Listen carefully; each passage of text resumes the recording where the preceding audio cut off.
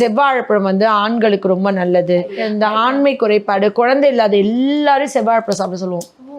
So அது வந்து நிறைய டெஸ்டோஸ்டெரான் இன்க்ரீஸ் பண்ணும், நல்ல உடம்புக்கு வலுவூட்டும். இப்போ நம்ம சின்ன வயசுல நம்மளுக்கு என்ன தெரியும், கற்பூரவள்ளி தெரியும், ரஸ்தாளி வாழைப்பழம் தெரியும், பூவ வாழைப்பழம், நாட்டுப்பழம்லாம் வந்து மோஸ்ட்லி மோஷன் ஃப்ரீயாக போக. ஒவ்வொரு வாழைப்பழமே நம்ம தனித்தனி எபிசோட்ஸாக போடலாம். ஆக்சுவலி நான் ப்ரீஃபாக ஏன்னா ஒவ்வொரு வாழைப்பழத்துக்கும் ஒரு மருத்துவ பயன் இருக்குல்ல.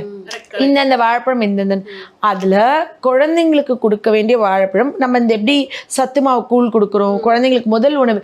இப்போல்லாம் எப்படி ஃபேஷன் ஆயிடுச்சுன்னா பாலில் பிஸ்கெட் ஊற வச்சு அதை கொடுக்குறாங்க. கோதுமை பிஸ்கெட் அந்த காலத்தில் இருந்தது, மொத இன்ட்ரடியூஸ் பண்ணும்போது கோதுமை அதெல்லாம் கொடுப்போம். பட் இப்போ வந்து அது வந்து மைதாவில் செஞ்சாங்கன்னா சப்போஸ் நிறைய அதில் ஒயிட் சுகர் போட்டிருந்தாங்கன்னா அது குழந்தைங்களுக்கு கொடுக்க வேண்டிய ஹெல்த்தி உணவாக இருக்காதுல்ல. ஏதோ ஒரு பேக்கெட்டில் அடிச்சு. ஏன்னா என்கிட்ட டெய்லி 2 பேக்கெட் நான் வந்துட்டு இப்படி சாப்பிடுவேன். எங்கள் பொண்ணுக்கு வந்து 7 வயசு 8 வயசு தான் சுகர் வந்துச்சுன்னு கூட்டிகிட்டு வந்தாங்க. எனக்கு அதிர்ச்சியாக இருந்தது. டெய்லி 2 பேக்கெட் எப்படி கொடுப்பீங்க, ஏன் வாங்கி கொடுத்தீங்க, அது எவ்வளோ கேலரிஸ் இருக்காலே எழுதியிருக்குல்ல, இவ்வளோ ஆடட் சுகர் இருக்குது, இவ்வளோ கேலரிஸ் இருக்குது. நம்ம வந்து ஸ்பெசிஃபிக்காக எந்த பிராண்டும் சொல்லக்கூடாது. கோதுமையில செஞ்ச பிஸ்கெட்னா சாப்பிடுங்க, மைதாவாக இருந்தால் வேணாம்ல. சப்போஸ் மோஷனே சரியாக போகாத குழந்தைங்க இருக்காங்கன்னு வச்சுக்கோங்களேன், அவங்களுக்கு வந்து நம்ம கிஸ்மிஸ் பழம் இருக்குல்ல, உலர்ந்த திராட்சை, ஒரு 10 கிஸ்மிஸ் பழத்தை வந்து நைட்டே தண்ணியில் ஊற வச்சிடணும், ஒரு 1/4 டம்ளர் தண்ணியில். அடுத்த நாள் காலையில் வந்து அதை வந்து நம்ம வேக வச்சு அந்த தண்ணி ஃபுல்லாக ஆவியானதுக்கப்புறம் அதை வந்து நம்ம ஒரு வடிகட்டியில் வச்சு ஸ்பூன் வச்சு ஸ்மாஷ் பண்ணணும். ஸ்மாஷ் பண்ணோன்னா கீழே ஒரு 30 ml தண்ணி வரும். அதை கொடுத்தோம்னா மோஷன் போயிடுவாங்க. நிறைய டாக்டர்ஸ் வந்து எப்படி சொல்கிறாங்கன்னா, நான் வந்து குழந்தைங்க பிறந்த உடனே கொதிக்க வச்ச ஆற வச்ச சுத்தமான தண்ணி எவ்ரி 2 hours ஒன்ஸ் கொடுங்கன்னு சொல்கிறேன். நான் அதை சொல்கிறேன்.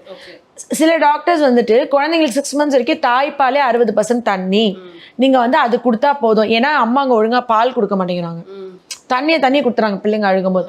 இல்லை கொதிக்க வச்சு ஆற வைக்காத தண்ணியை கொடுத்துட்றாங்க. அதனால குழந்தைங்களுக்கு நிறைய நோய் தொற்று வந்துடுது, இன்ஃபெக்ஷன் வந்துடுது. அதனால இங்கே தண்ணியே கொடுக்காதேறாங்க. அதனால என்ன பண்ணாங்கன்னா 6 மாதம் ஒரு சொட்டு தண்ணி கூட கொடுக்காம கொண்டு வராங்க. ஃபுல்லா 6 மாதம் வந்து இந்த பால் மட்டும், ஒரு டிராப் தண்ணி கூட. நீங்க 6 மாதம் தண்ணி குடிக்காம வெறும் ஜூஸ் குடிச்சிட்டே உயிர் வாழ்வீங்களா? கஷ்டம். ஒரு குழந்தை அம்மாவோட கருவறையில உருவாகும் போதே தண்ணிக்குள்ளதான் கடவுள் வச்சிருக்காரு, தண்ணியோட முக்கியத்துவம் சொல்றதுக்கு. அப்படி இருக்க குழந்தைங்களுக்கு தண்ணியே சுத்தமா கொடுக்காம எப்படி இருக்கலாம்? எவ்ரி 2 hours ஒன்ஸ் ஒரு சங்கு தண்ணி, ஜஸ்ட் அப்பதான் நாக்குல இருக்க அந்த வெள்ளை படலம் கூட போகும். கரெக்டா அது கொடுக்கணும். அது கொடுக்கணும், கொதிக்க வச்சா ஆற வச்சா சுத்தமான தண்ணி. ஓகே. பட் இதுல கான்ட்ராஸ்ட் இருந்தாலும் நம்ம வந்து புரிஞ்சுக்கிறது நீங்க சொல்லும் போது ஈஸியா தான் இருக்கு. ஏன்னா 6 மாசம் எப்படி ஜூஸ் போட்டு குடிச்சிட்டு இருக்க முடியும்? அது மாதிரி தானே எதுவும். 6 மாசம் நீங்க தண்ணி குடிக்காம இருக்க முடியுமா? ஏன் அப்புறம் குழந்தை வந்து கர்ப்பப்பைக்குள்ள சும்மாவே வச்சிருக்கலாம்ல, கடவுள் ஏன் தண்ணிக்குள்ள வச்சிருக்காரு? பேசிக்கா நம்மளுக்கு maybe it will create some debates.